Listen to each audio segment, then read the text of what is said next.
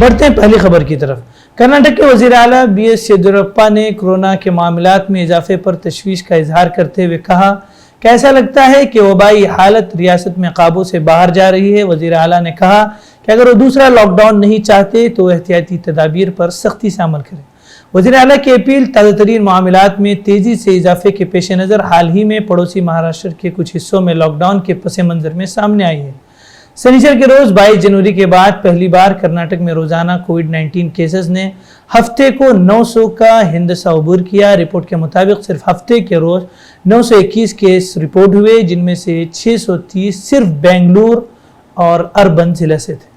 یڈیورپا نے بنگلور میں نامہ نگاروں کو بتایا کہ پچھلے ایک مہینے سے کووڈ-19 وبا کنٹرول سے باہر جا رہی ہے، روز بروز معاملات کی تعداد بڑھتی جا رہی ہے۔ انہوں نے یہ بھی کہا کہ حکومت نے شادیوں جیسے اجتماعات میں شرکت کی اجازت دینے والے افراد کی تعداد کی ایک حد طے کر دی ہے اور کسی بھی خلاف ورزی کی صورت میں قانون کے مطابق کارروائی کی جائے گی۔